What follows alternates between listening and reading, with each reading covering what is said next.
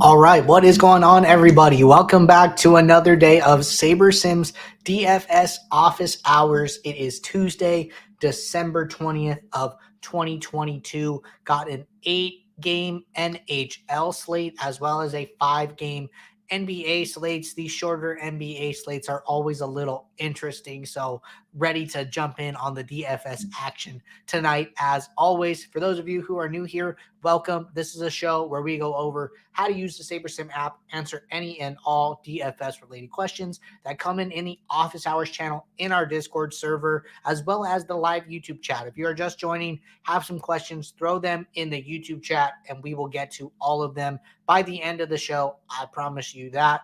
That being said, we are just going to jump right in here. And actually, before we do that, just want to make one quick announcement. Going to be making the announcement all week. This upcoming Saturday is the NFL main slate. If you are participating in our weekly max challenge, mini max contest from Saturday will be counted towards the end of the season giveaway and not Sunday. Just want to remind everybody of that all week long. That way nobody loses out on their season-long giveaway playing every week that they've been working hard on. Don't want anybody to miss that announcement and let it fall through the cracks. But that being said, going to get SaberSim pulled up here, and then we are going to get going. Scrolling through here, have a few questions that I want to get to here. One of them came in yesterday after the show ended from Studewood, and we're going to get going with that one. See quite a few questions in the YouTube chat that came in early. We will make sure to get to those as well. Okay. Studewood said, when you upload custom projections, does SaberSim overwrite them after lock and the final sims are ran? Okay. So good question here. So basically what Studewood is asking is like, hey, if I upload projections and I aggregate, but I don't do that after lock, what happens, right? So the answer is whatever is left in the My Proj column is what is going to be used, right? So if you have SaberSim, you're using SaberSim's projections over here on the right. You click this drop down, says SaberSim. As long as, SaberSim runs sims and accounts for late swap and late breaking news, those values will get moved into the My Proj column and they will be updated throughout the night, right? If you come in here and you are using some type of aggregate, you get like 3 different sources, you put them in here, you weight them along with SaberSim. Only SaberSim is going to update, and only a fraction of your aggregated projection is going to be updated with news, right? As long as you are not coming in and uploading new projections as projections get updated, SaberSim is not going to do that automatically. What I would recommend is if you are doing something before lock that you are not going to do after lock, I would come in here, lock hits, I would come in here, I would switch this back to SaberSim, and then I would make sure that all of these values are matching to SaberSim and that they're all grayed out, okay? If they are green or red, like this, they're not going to be overwritten, right? We will not override a custom projection, which is basically what Studewood was asking. So as if this My Proj column is red or green, I would come in here to the top. There is a mass reset button. Just hit this mass reset. It'll ask you if you want to reset all player projections. I would say yes. And then I would make sure that my projections are on SaberSim only. That way, at least the source that you're using is accounting for late swap news. You reset the My Proj column, and now as long as SaberSim updates, the projections that you use to rebuild your lineups in late swap will be those projections that SaberSim updated. So just some notes there for people who are like aggregating or using different like weights or doing different things before lock. Make sure to come in here and reset this My Projection column so you can take advantage of that late swap news that SaberSim is giving you, and make sure that your projections are on SaberSim specifically, unless you are sitting around and aggregating in the late swap phase. So just some notes there. And good question. Definitely worth covering. Okay, got a question here from B. Morbs in the Discord. B. Morbs said, does removing players pre-build affect sanctity of the Sims or rules? Okay, good question here. So kind of two different things, rules and like player pool curation. So let's talk about removing players first. So basically what is happening, and this is like kind of in reference to Behind the Sims, which we've talked about. So what is happening, right, is that we are randomly sampling the Sims and we are building lineups based on that, right? When you tell us that, Nikola Jokic cannot go into that lineup, that doesn't remove him from the Sims. He is still in the Sims, right? So we are going to build a lineup, and then when that lineup is built, if it has Nikola Jokic in there, we're going to say like, okay, he can't be in the lineup, and then we're going to have to swap him out. So that in a way affects like the sanctity of the Sims, because you are telling the builder like, hey, build a lineup, and then once the lineup is built, make sure it doesn't have this player in it. So then you're getting a lesser, I don't want to say optimal. Optimal is not the right word in this case, but like a lower grade lineup than it would have been with Nikola Jokic in it. That is why we really recommend handling this in the post build.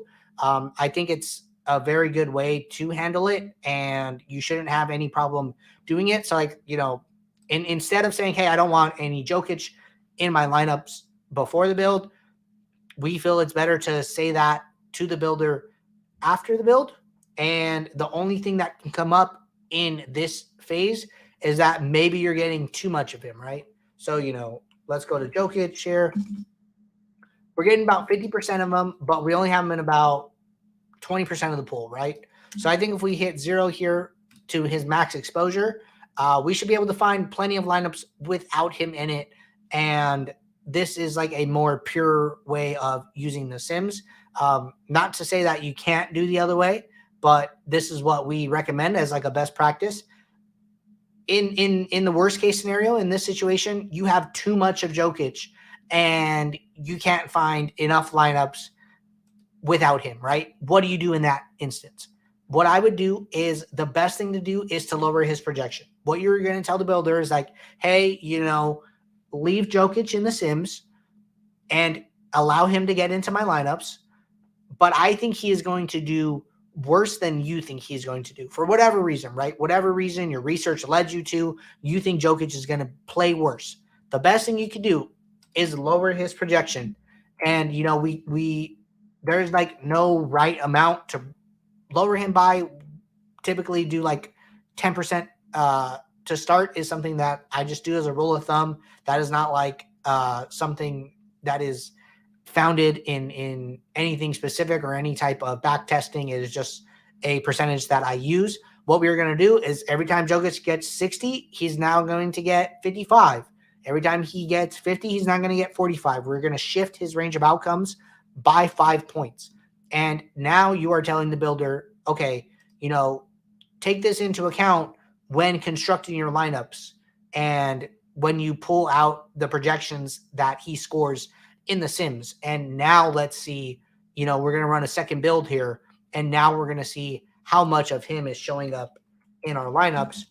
We go to Jokic here, and he is in 0% of our 20, and he is only in 13 out of our 500 lineups for about 2.5%. So that told the builder enough to say like, oh yeah, he's not as good of a play anymore. The builder can still put him in lineups as it put him in 13, but this is like the best practice for leaving players in the Sims, but getting to less of them based on like your own convictions or your own research outside of SaberSim, in SaberSim, whatever led you to get to these conclusions. This is how I would recommend using it. So good question there. Let me know if there's any follow-up. Happy to talk about it more. Definitely like a little bit of a different direction we've been going down with some of the conversations we've been having in Behind the Sims. So always worth clarifying. Happy to talk about it on a day-to-day basis as long as people still have questions on it.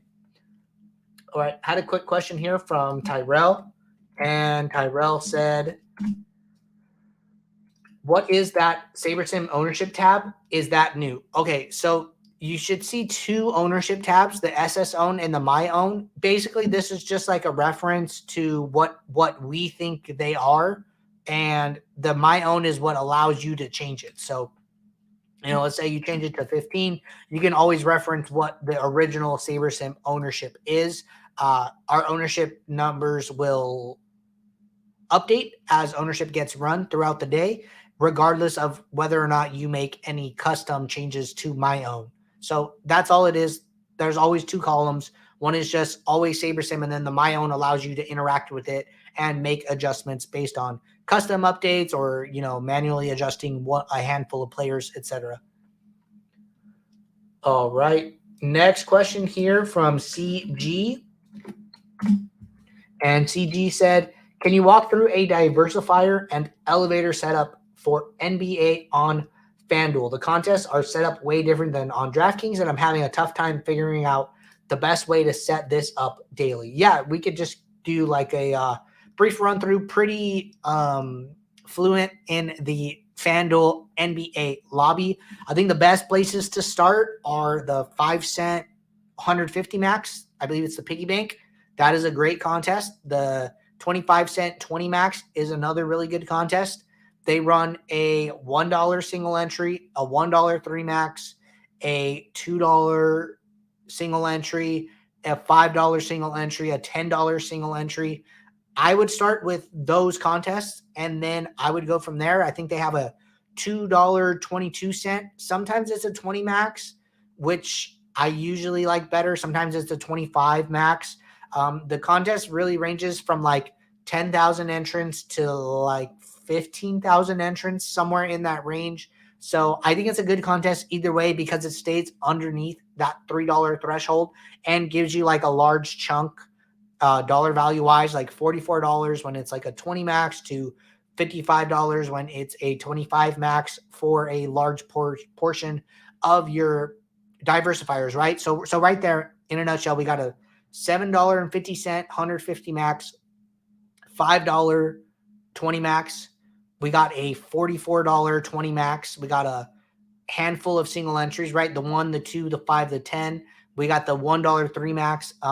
Right there, if you're playing $100 a night, I didn't write it down, but I think that is like a solid foundation and a solid place to start. And then after that, you're going to have to make some decisions. I think there's like a $25 single entry. There's a $15 3 max. So definitely a lot of different ways to start to play around with some of the different contests that you can fit in. But I think as like a base, those are the contests that I would really focus on playing. The nickel, the quarter, the $2.22, and those single entries that we just pointed out. Definitely different than DraftKings, but still a very viable way to apply the DFS profit plan to the NBA FanDuel lobby on a night-to-night basis. So check that out. Let me know if you have any follow-up, and we can touch on it further. All right. Got a question here from AR Razorback. And this question reads, hi, Andrew, for NFL slates, after doing research and having a good idea of the direction you want to go, after you run the build, how can you use that as some sort of indicator that you may be making the wrong stand on a player? Let's say I'm adjusting exposures on 4 players to meet my research. 2 of them hit and the other 2 fail. What could I look for in the app that would hopefully validate my choices? And is there such a thing as too much adjusting in step 3? Here lately, I have lineups that gain a lot of steam and all of a sudden just start to slowly drop. Okay, good question here, AR Razorback. Some of it I think is just the way DFS is, right? I think a lot of times, you have a lineup like it's looking good, and then things happen in a slate, and that is the nature of the game, right? I think it's going to happen a lot. It feels like I've heard talked to a lot of people in the Discord and, hear a lot of the same stories. Like, man, like I had like a really good lineup and, it was going well and it just didn't get all the way there. You're going to have so many of those instances, and then you're going to have the times where it goes right. And those are the times that you are just waiting for and you hoping for variance to kind of go your way, right? That's the nature of DFS. You got to ride out those tough times to hopefully get to that one time where it works out in your favor and you have a really, really huge score. Aside from that, as far as getting feedback from SaberSim, I think this is a really interesting concept, right? One thing that I like to do is that I like to adjust projections and let SaberSim tell me what it thinks, right? So I haven't looked at any injury news today, not really sure who is questionable or who is not. But let's say that I think Kelly Olynyk is out, right? Was out yesterday, is out again today. Let's say, maybe I think Walker Kessler is going to do better than what we're projecting him as. Not a lot of instances where he is a starter. And so maybe I think that, he's just had a bad run. And I think that he's, gonna play better than what his expectation is, right? About 27 points. Maybe I increase him to about 29. So now I'm telling the builder, hey, I want to value Walker Kessler more than you are valuing him.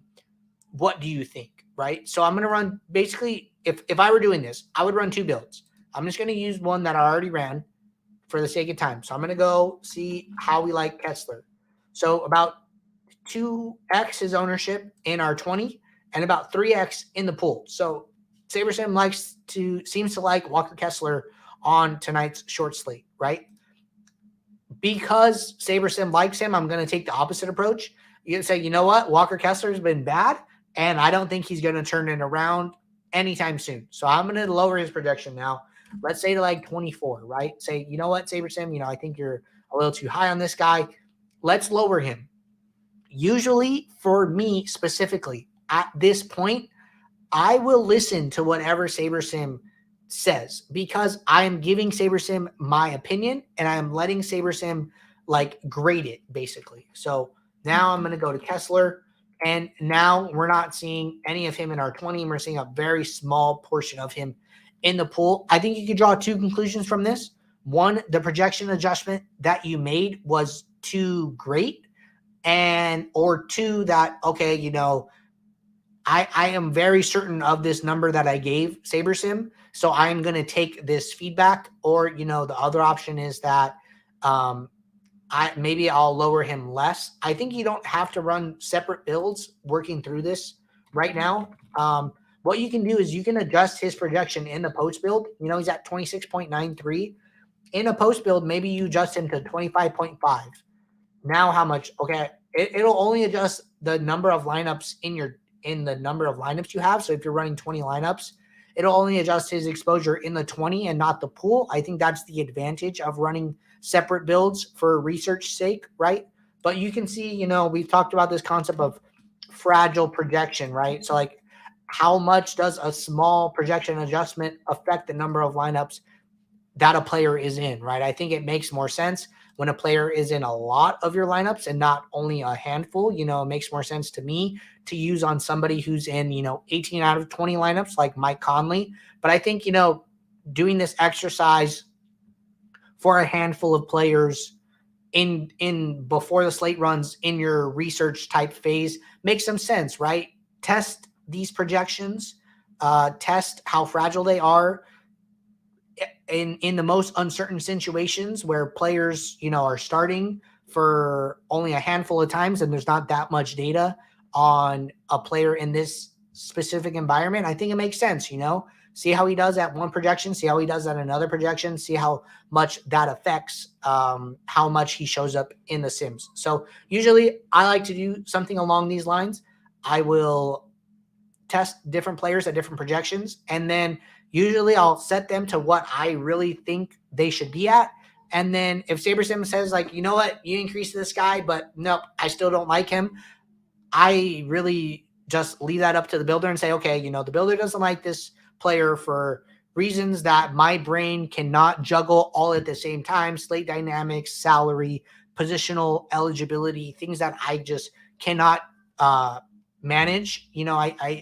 I can't, manage 100 something players in my brain. So I will usually, trust the builder in that instance. But I think it's a really good question. And I think there are a lot of ways to have a back and forth with the builder and get some takes on what you are thinking.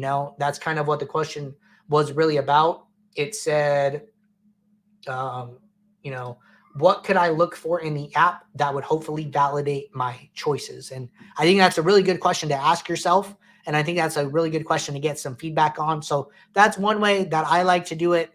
Open to hearing other opinions from other users and starting a conversation in regards to that, because I think it's a very good question on a night-to-night basis.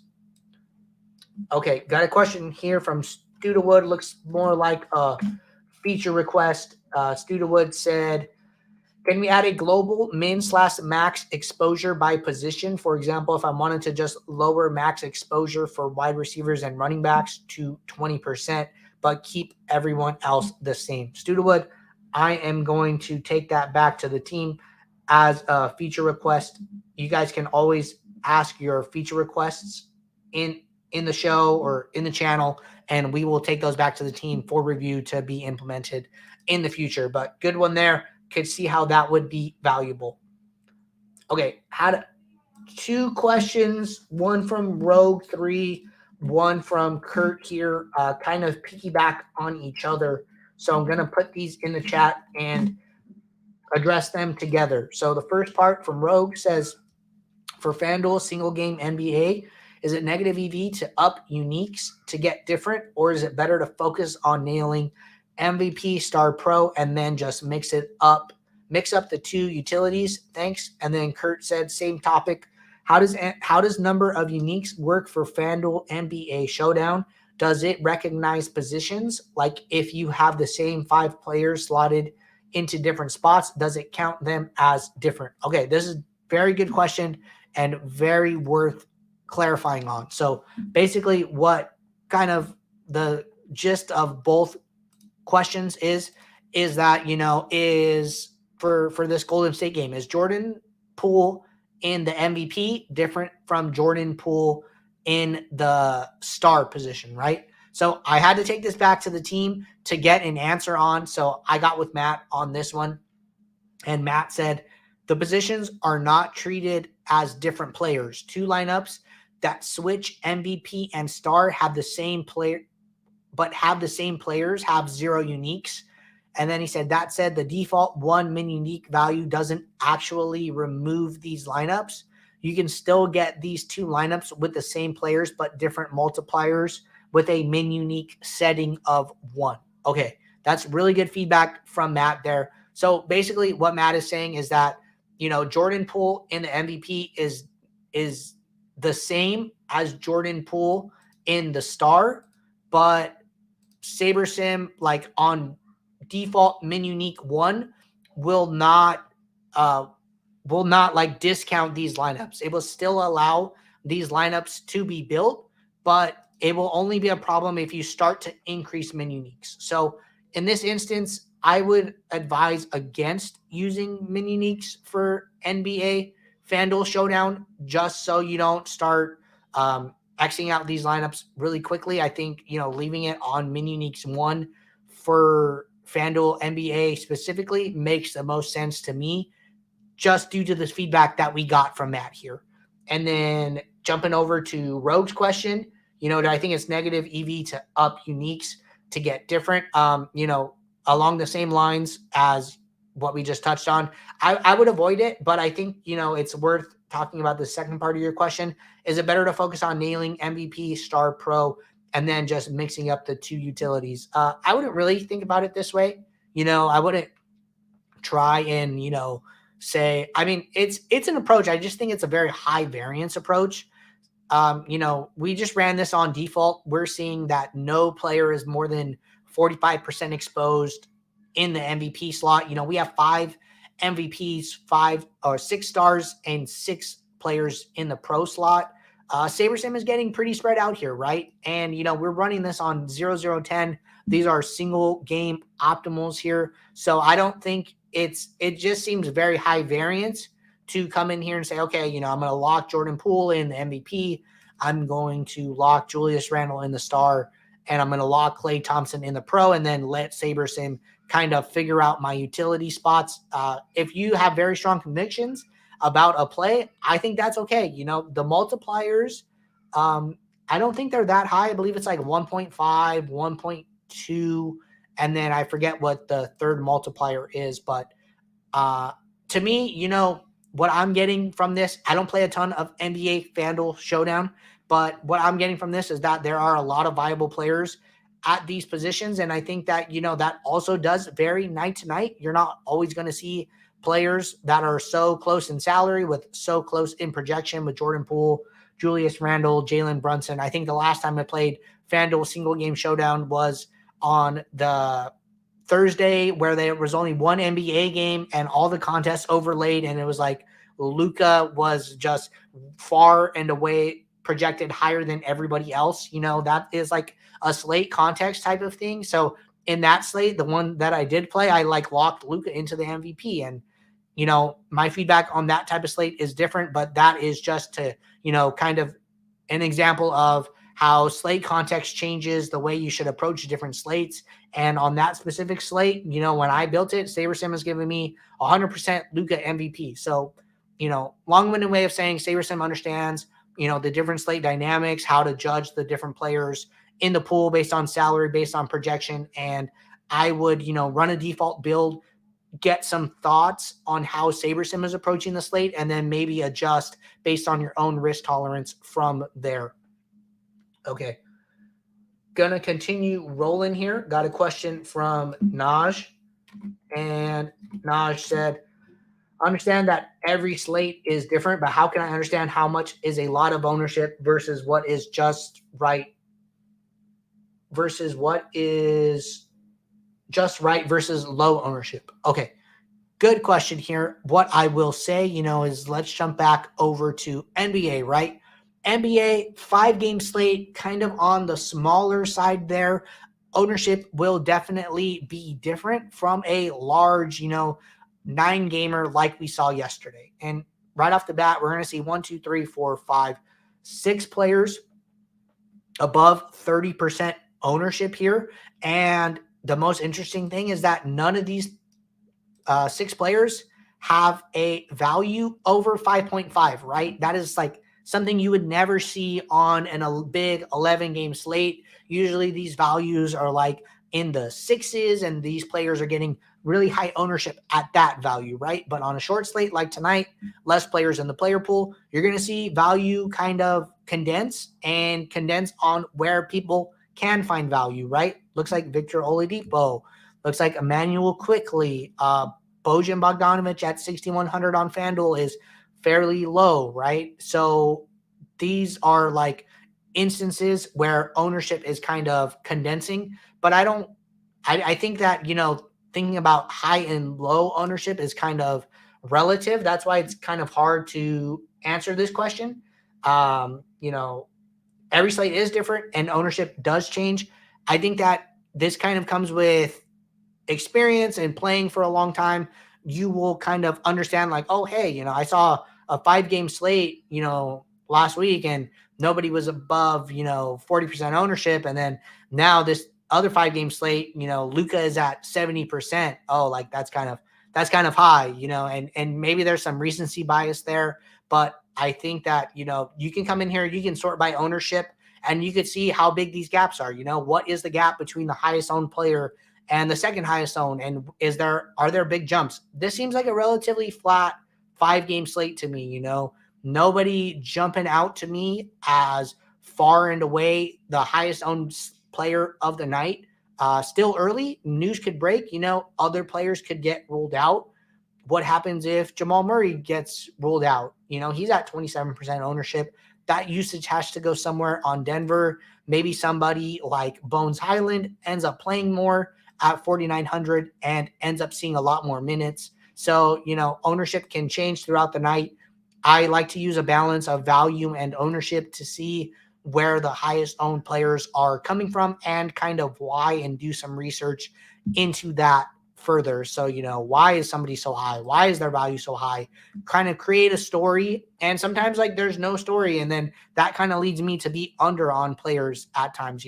Is this guy just getting steam for no reason? Is there nowhere where for people building with traditional optimizers to go, and this player is just getting packed in at such a high rate? So those are things that I try to think about when building. I hope you get something out of that, and let me know if you have any follow-up. Okay, question here from Graphics Guy. Graphics Guy said, having an issue that is taking me 5 to 10 minutes to build 5,000 lineups, have to stop in the process to make lineups near lock. Is that a common issue? Is there a way to global limit max players per team for NBA? Okay, so I'm not sure why exactly it's taking you so long to build lineups. It's possible, if you're using a lot of rules and you have a lot of min and max exposures, that those things do take the builder longer to work through on the back end. And that is what can cause lineups or builds to take longer to run. I'm on the pro plan right now. So I think, on default, no rules, no min max exposures. Builds tend to run pretty fast. If you are experiencing an issue that you feel is like bug worthy, I would shoot a report a problem link over to our support team. So if you come up here to the right, hit this report a problem, you can say builds taking an extremely long time to finish. The team can look into it further. That gives us a lot of information about your session and will help us troubleshoot it and give you some feedback as to what can be causing that. So next time you run into something like that, I would use the report a problem link. We just built 5,000 lineups here, in the last 30 seconds. So I don't think it's a builder thing. I think it is more restriction based. And then as this last part, is there a way to global limit max players per team for NBA? If I wanted to do that, what I would do is I would come in here and I would set a rule. So go to add new rules, go to group, go to automatic, use no more than, maybe it's 3, you don't want more than 3 players, group by team. And then I would save this. You can save it as an auto rule, or you can save it as a manual rule. So this rule right here will allow no more than 3 players from a team to go into your lineups. Something that I like to do is run it with this off and see if I get those type of lineups in the first place, right? Going to run 5,000 lineups here and going to see how many, 4 stacks I'm getting. On FanDuel, you can only have a 4 stack. I believe on DraftKings, you can have a 5 stack. So differs from site to site. But, let's run 5,000 lineups here. Let's let these lineups finish loading. And then let's open this up. Maybe I'm building 150 lineups, right? And I come over here to team stacks and I'm seeing 5 total lineups that are 4 stacks. And, maybe I don't want those, right? So I can just come in here and I can zero these out and then hit apply. And then that will get rid of those. Maybe you don't want to deal with that step. I think that knowing how many 5 stacks or 4 stacks are being built is a good thing for you to know intuitively. But then you can just come in here, activate our no more than 3 per team rule, and then that will take care of it. Okay, question here from Naj. Naj said, for NBA, do you recommend forcing game/team stack or letting SaberSim control that? And if you do, would you force a game stack pre or post build?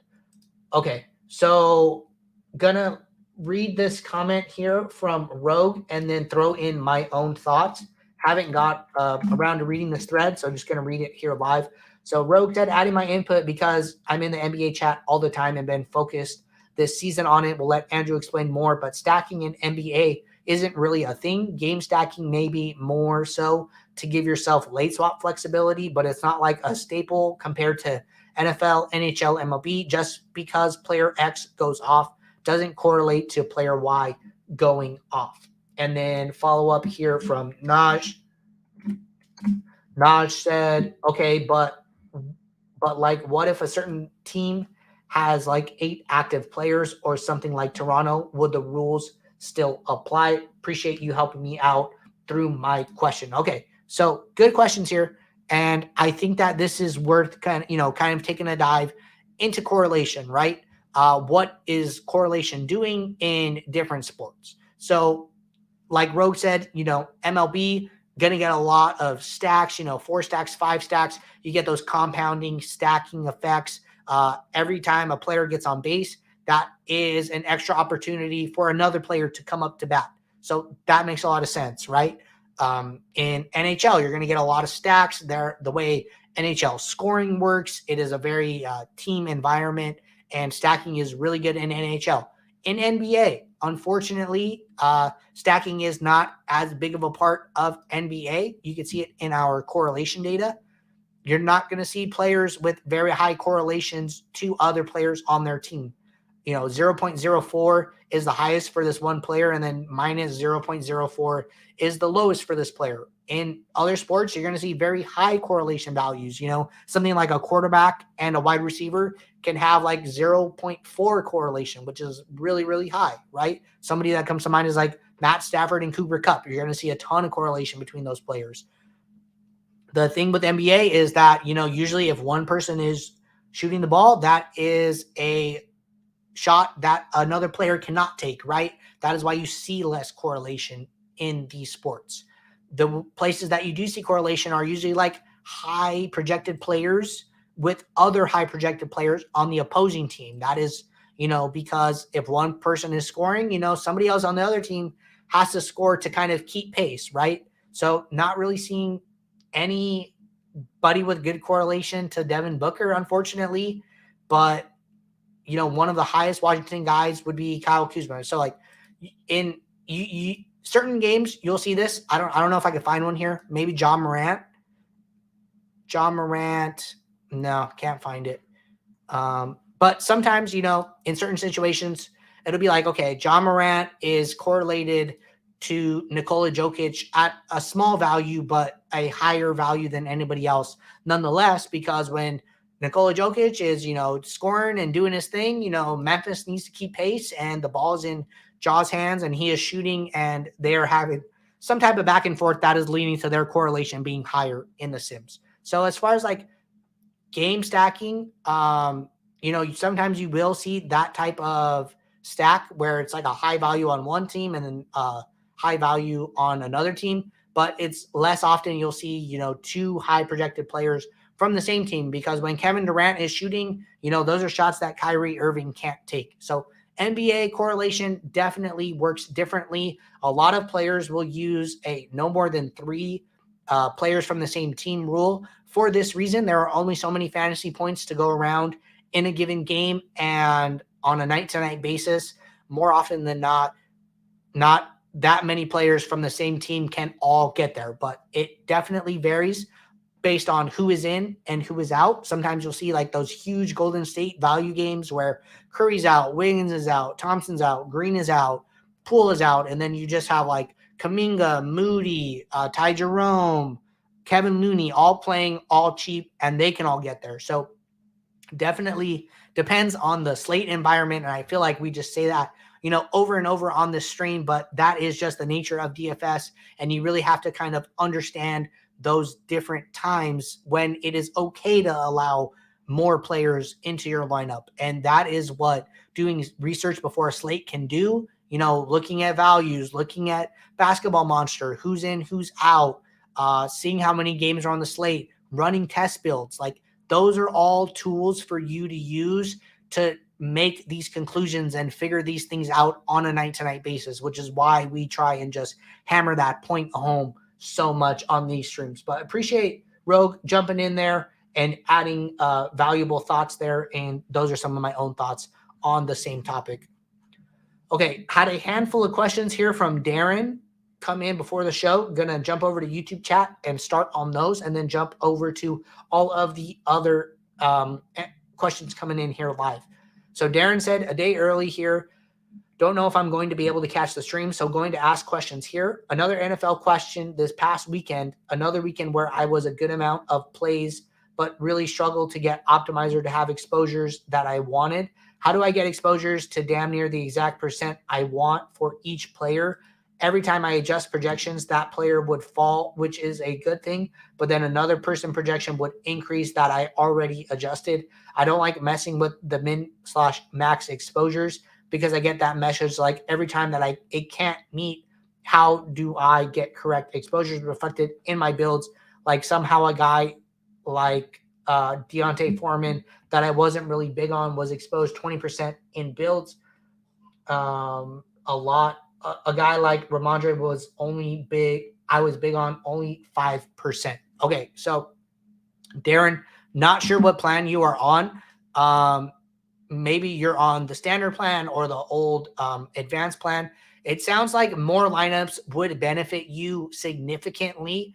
It is one of the great things about being on the pro plan. 5,000 lineups is just so many, and you are going to have a lot less trouble getting to the exposures that you want and really dialing it in with 5,000 lineups. Not sure what, your bankroll is or your night-to-night allocation, but 5,000 lineups can be a huge advantage and would probably cause you a lot less heartache and allow you to get to the builds that you want to see. So that is my first suggestion to you, is like run the max amount of lineups you can, and then maybe it would be worth considering upgrading to the pro plan. If you are not on the pro plan, I've seen, questions like this come in, and usually players that are on the pro plan do not have this issue, right?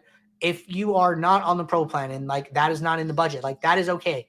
It's just going to take a little more tweaking. It sounds like you're a very hands-on guy and want to be very meticulous with the exposures that you allow into your lineup. So you are just by nature going to have to do more projection adjustments. And then I think it's like totally okay to like run a build, see what it gives you, make adjustments, run another build, make adjustments, run another build, make adjustments. That goes back to the, build, review, revise. Like you were building, you were reviewing, and then you were not seeing something you like, and then you were coming into the home screen, and then you are making adjustments from there. I think that, by the type of process you have, you are going to have to adjust min-max exposures. It is really hard for the builder to know exactly what you want, and the inputs that you give the builder, the conclusions that you draw from that can be very different from the conclusions that SaberSim draws from that. And that is like something that, I was talking about earlier in this stream, just trusting SaberSim and giving it your inputs and letting it give you the feedback and kind of taking that for what it's worth. If that's not your style, like that's okay. That is when min and max exposures come in. And you could say, I gave you some inputs, still not getting to enough of Stevenson. Let me go in and adjust the min exposure. Getting to too much Foreman, let me go in and adjust the max exposure. Those are risk management tools that we really encourage people to use on a day-to-day basis. I would highly recommend not avoiding them and using them to make these small tweaks. That could be another reason that will help you get to what you're looking for. Okay. Question here from Patrick, small request. Can we get an actual score for NHL? Notice that we have it for NBA and NHL. So Patrick, I will take this back to the team as a feature request. Actuals for NHL. The more times these come in, the higher priority we can make them. So definitely we'll note that down for you and take that back to the team. Okay, question here from Sojo. What information do you take out of the 0010 build for NBA, and how would you transfer that into real build? I asked Jordan, but I would like to get your opinion also. Okay, good question here. So if I'm running a 0010 build, right, what am I doing with that information? I think it's a good question. I'm going to run a little less lineups here, but I would always recommend running the most lineups you can. If you're on pro plan, run the max. Whatever plan you're on, run the max, right? The more instances you can get from these single slate optimals is better. So going to run 500 here just for the sake of time. But what I'm going to do, I'm going to open this up to the full pool right off the bat. Increase my number of lineups to the max. I'm going to usually look at a couple things. I'm going to look at leverage to see who are the highest leverage players. And Porzingis and Brown are two names that I would probably jot down here. And then I'm going to look at inverse leverage. Who are the players that we are fading? Malik Beasley, Patrick Williams, probably a couple players that I'm going to jot down. And then I'm going to look at the highest owned players. How are the highest owned players grading out? Are they paying off their ownership? I probably wouldn't take too much away from this. I'd be comfortable playing Oladipo and Randall. Usually, this is just like my personal rule of thumb. I'm looking for leverages like above 10 to 15%, somewhere in there. Anything, in like the 5% range, I'm usually okay with. Don't take too much away from that. So those 4 players are players that I would jot down in this instance. So I'm just going to do it for the sake of example. Brown, Porzingis as positive. And then we had Beasley and Williams as negative. So Beasley, Williams, just making some notes here. And then what I want to do is, okay, these are like, the purest, single sim optimals. What does SaberSim think of these specific players when we take into account correlation and ownership? And how does that change how much of them I get in my lineups? I think it's good to be a little cautious with the players that are showing up as really negative, maybe for game theory reasons. They come up a lot, but you just got to know in the back of your head, hey, in optimals, running it at 0-0-10, these players were not that good. So, maybe I want to be a little careful there. So I'm going to come in here. Beasley, we're still only getting a minimal amount of him. And then Patrick Williams, still only getting a minimal amount. And then Porzingis, getting much more of him. SaberSim is, using ownership fade and correlation to kind of compound the amount of Porzingis that we get. And then going to look at Bruce Brown here, getting a lot of Bruce Brown as well. So this, I would be totally happy with playing these players and wouldn't take too much away from it. I dropped my pen. Now I can't find it. But I would be okay with this, right? I think where I would be cautious with this is that if this was flipped, maybe I'm getting negative leverage on Porzingis and Bruce Brown now, and then I'm getting positive leverage on Patrick Williams and Malik Beasley for whatever reason, right? I'm not saying that that situation occurs a lot. I think that, what this is telling me is hey, the optimal 0-0-10 research build is in line with a default build at default settings. So this makes a lot of sense to me. I would be very comfortable playing these lineups. If it was opposite, then I would manage my risk in both directions, right? Let's say I'm getting less Porzingis. Maybe I want a little more Porzingis. Maybe I want a little positive leverage to him. So I might come in here and adjust his mini-max exposure. Maybe I'm getting too much Beasley or too much Williams. That is making me uncomfortable based on the research build that I did. I might go in and lower them a little bit. So those are things that I'm looking for in a research build, trying to trim the top and bottoms of my portfolio and make sure that, slider settings and different things like that don't cause me to get too far away from the optimals in a direction that I am not comfortable going based on my own risk management.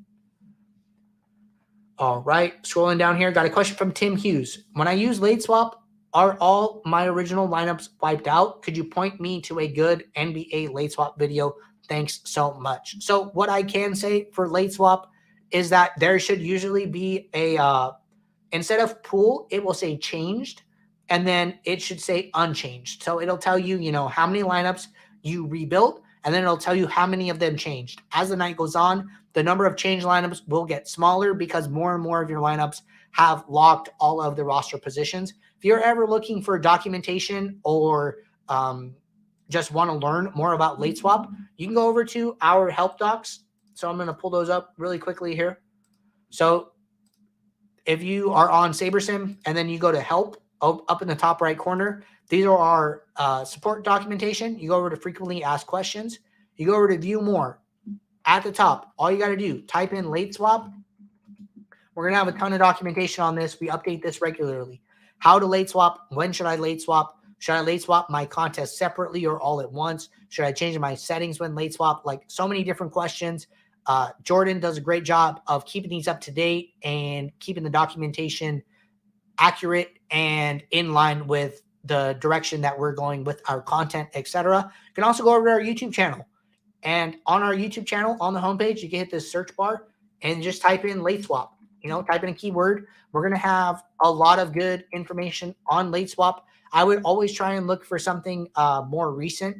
So I think that you could, just kind of scroll down here, look for something more recent in the last couple of months or so. If you go into any of our office hours videos, we have timestamps of different things that are talked about, different segments. So if I were to go into yesterday's office hours video and go into the description where you hit show more, we're going to timestamp all of the topics that were covered. So you could just do a quick run, see if there's anything that touches on late swap, and then watch those specific segments. Another really good resource for late swap. A ton of good information in all of these videos. I think a lot of it gets lost, but it is still there and ready to be watched. So good question there. Always worth covering. Going to get SaberSim pulled back up here. And then we are going to keep it going here. I see Rogue was jumping in here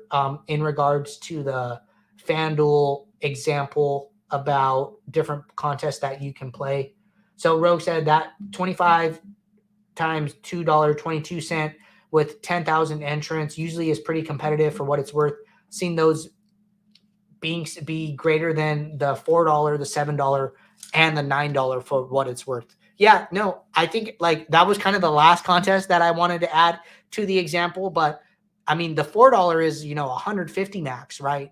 And then the $7, I'm not exactly sure what the $7 is, but as you start, at least the number of entries is contained to 20 to 25, as opposed to going to the $4 where players are able to max that out for 150 entries and take up a lot more of the like a entry share, in because the number of entries is still like in the 10,000-ish range, if I recall correctly, or it's in the 30,000-ish range, but still a large portion of the field there. I would still like to get the action under $3 and hope that some softer players are playing that contest overall. All right, question from Patrick. Are contests softer on FanDuel? I've been playing on DraftKings. I know you can get a lot of entries for not a lot of money, unlike DK. Yeah, so I think that's a huge advantage on playing on FanDuel. Also, FanDuel seems to overlay some of the smaller contests like a lot. The piggy bank, the 5-cent 150 max, man, it seems to overlay almost every night from what I can tell. Or at least be like rake free or not fill all the way. So those are advantages, right? Those are things that can help you win more on a night-to-night basis. No rake is better, contrary to some poker figures, what they might say. And I think that's an advantage on playing on FanDuel. I would suggest playing both if you can. Take up get as much of your money in the best contest on both sides as opposed to focusing on one side. I think there's some, nice life things about focusing on one side and only having to worry about one swap and only having to manage one, set of lineups. That is nice, but if you could have the time and you could get action on both sides, I would really recommend doing that. That is what I do on a night-to-night basis. All right. Krabby Cabby said, hey, Andrew, how do you determine if the wisdom of the crowd is accurate? This is a good question. And frankly, I like to assume the wisdom of the crowd is, I'll be a little cautious there, right? So this is something that Jordan and Matt talked about in one of our recent pro exclusive videos. They talked about the theory of, ownership and how ownership, comes to fruition, right? So usually players are high owned for a reason, right? It is very, I'm not going to say easy, but projections are a lot better in 2022, especially for NBA. And there is a reason that players are playing certain players on a night-to-night basis. It is not just some fluke. And usually these players are owned for a reason. I don't think in 2022 that you should have a lineup where all of your players are less than 5% owned, because that might mean that you're probably missing out on some really good plays, right? There are a lot of good plays on a night-to-night basis. That is why those players are high owned. I would say it's a very fragile object this theory of, wisdom of the crowd. Are people right on a night-to-night basis? I think if you think, the wisdom of the crowd is correct, then you would be playing all the chalk all the time, right? That's what that would lead to. But there are instances where, the wisdom of the crowd is wrong. I think that's why doing these deep dives and making the stories make sense is something that I lean a lot on, is something that I talk about a lot on this show. Look into these players. Like, why are they being so high owned? I think a good example of them, this is just one recent one, is Kyle Anderson, right, from Minnesota. Has been really high owned the last couple NBA slates and has not played well. Why is he high owned, right? Rudy Gobert gets rolled out 2 games in a row. Naz Reid is starting. Are people thinking that, Kyle Anderson is going to absorb some of that usage? Or is Naz Reid going to get all of it, right? And it seems like people have been thinking that Kyle Anderson is going to absorb a certain amount of it. He's come in like 60% owned, 40% owned, and he has not done well. He's high owned. Is the wisdom of the crowd wrong in that sense? Like, yeah, quite possibly. I think this is why doing research and looking into these things further can give you an edge and help you determine if the wisdom of the crowd is wrong. Maybe you're, using popcorn machine. Maybe you're using court IQ. Maybe you're looking at basketball reference and doing these different things to kind of see if the wisdom of the crowd is right or not. So those are ways that I like to do it, and those are tools that I like to use that are all free to use. Okay. Comment here from Rogue3 in regards to the FanDuel contest selection. At Patrick, FanDuel softer is subjective. You can get 200 entries down on FanDuel for $74, staying under the $3 threshold. Yeah, and that's kind of what we're talking about. And then on top of the fact that some of the contests are not filling completely, might overlay, might be rake free. That is, 15% that is not being taken out of your entry fees. That is allowing you to, that's like 15% of the prize pool that's not being taken out. And that gives you that much more edge. Usually you have to beat the rake plus make profit, right? But if the contests are rake free, then that is a advantage to the player. All right. Rogue, thank you. 2x for MVP. My bad on that one. Okay, looks like a little bit back and forth here between Patrick and Rogue. Patrick said, what are the sliders for the cash build for Sims that you don't support? So for cash, so just a note here. Our cash builder is different than our GPP builder. Those two builders are, the logic is different and separate. So when we run cash, the sliders are 0-0-0. I would recommend not changing them in this instance. We want to use the mean projections to build the highest projected lineups possible based on our projections. So we do not want to affect the projections with correlation. We do not want to affect the projections with ownership. And we want to use the mean projection, which is why sim diversity is off. Sim diversity is off. We will use the average of player scores across all the sims as their projection to build the lineups. So sliders will not change with cash. Sliders should always be on 0-0-0. Okay. Patrick said game stacking in NBA was ideal during the COVID bubble. Yeah. When teams are barely meeting the minimum threshold to play players and all of the high owned players are out, I could definitely see why that was worth it. Was definitely crazy times, had got a ton of guys on 10-day NBA contracts left and right. Was a really interesting time for the NBA for sure. All right, question here from Trinell Milburn. Said, sometimes when I remove players or players in post build, I get error messages. Oh, I'm Studewood. What's up, Studewood? So yes, that can definitely happen. That goes back to kind of build, review, revise. So if that is happening, you're running into issues with, getting error messages in the step 3 process. That is a time for you to either walk back a change saying, okay, do I really want to make this change? Or, do I want to, decrease my min uniques? Do I want to undo an exposure that I did? If, those things matter to you, then you're going to have to go back to the home screen, make some more projection adjustments, and then rerun. But it is totally okay to do that. don't feel discouraged by that. That is just you having an interaction with the builder and helping the builder get to the lineups that you want to play.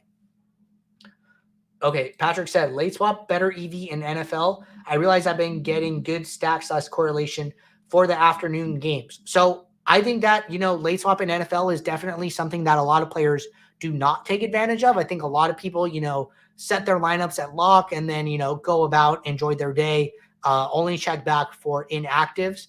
We run sims an hour to game lock. So for that last half of the slate, just this past weekend, we had 6 games at lock, and then we had 4 games in the afternoon window. We run sims for all of those games, right? Dialing in the sims. I think that is definitely an advantage to take, or definitely a spot to take advantage of sims being run, of other players not taking advantage of late swap and some of those dialing in of the sims that might come out in that phase, right? Like for NFL Showdown, we always say, run your builds after the final sims have run. Like that is in fact the final sims for those 4 games. So there is possible late swap advantages to doing that. You can also at that point take into account how your exposures are doing from the early games. Are you doing really well? Are you doing really bad? Do you need to adjust the sliders, get more risky, play more chalky? So yeah, I think late swap is positive EV in NFL. Neil said, Doug Polk Negroni references in office hours. Nice. We try to mix it up. We try to have a little fun on this stream for sure. So gonna jump back to Discord. Got a couple questions from Naj, and then those are the last questions. If anybody has any more questions, now is a good time to get them in. So Naj said, when there's a certain value player keeps popping up in the sims, how do you find out why the sims are heavily exposed to him? I don't think there's a way to really find out why we're heavily exposed to him. I think there are better ways to test his exposure, right? That is something we talked about a little bit earlier, this idea of fragile value, right? Jonathan Kuminga showing up in 31% of our lineups. He's only projected for 22 raw points, but he's only 4,200 salary, right? So how to test this? If we were to decrease him by 2.2 points, about 20, how many lineups does he show up in? Still about 20%. Exposure went down 10%. Sometimes you'll make this adjustment and they will just shoot down, right? I think that is the better question to ask is hey, if this player scores 2 less points, that's 1 less shot that he makes, how much does that affect how much I get of him? And if it affects him a lot, well, then maybe that's somebody that is a high risk asset and you need to be a little more careful with that player in your lineup portfolio. If you can adjust somebody by, 6 points and they don't move, then maybe that's really good. Look, we just adjusted Porzingis by 6 and he just shot down, right? So I think that's something you're going to see. Sometimes you're going to get players in just a smash spot like Naz Reid the other day when Gobert got ruled out for the first time before FanDuel adjusted his salary. He was at 4,500 projected for 36 points. You could drop his projection by 3 points, he would stay. You could drop his projection by another 3 points, he would stay. Those are when you could tell okay, this guy is not fragile value. He is actually really good value, and I'm going to be more okay playing a lot of him in my lineups. I think that is where I would take something away from that. Okay. Naj said, haven't tried yet. Not sure if you need your sue or what the process is to enforcing that. Little clarification there, Naj, would be helpful. I see you are typing, so probably a little clarification there. Really good stream today, everybody. At about a little over an hour, we're going to wrap this up with Naj, and then we are going to wrap up for the day. We'll be right back here, 2 p.m. Eastern, tomorrow for our Wednesday show. And looks like Naj is still going. Naj, I will probably just have a back and forth with you in the Discord. I do got to run. Got some things that I got to do. Okay, message came through. So I'm going to hit this. So Naj said, when using chalk or high-owned guys, how would you go about getting a little different, preferably in the post build? I think SaberSim, is going to do great things with my lineup constructions. I think that, if you want to come in here and look at what the lineups with the high-owned players look like and see what they look like, getting some Rudy Gay at 2%, getting some Okogie at 0%. I'm sure this will probably change. But, you know, look at the lineup constructions of your high-owned players. See if you're okay with them. If you're not okay with them, you know, you can come in here and trash them. But a 7% Jalen Duran, a 17%, 2 players, you know, like these lineups aren't going to be duplicated. You know, I think that's like the number one thing you have to look out for. And I would be very happy looking at these and playing them. So I think you could do some spot checking is always worth it with some of the higher owned plays, and then make sure that you can kind of get a feel for the lineup constructions and how SaberSim is going about it. But good question there. We are going to wrap, everybody. I will see you all tomorrow. Good luck in your contests. And until then, I will talk to you later.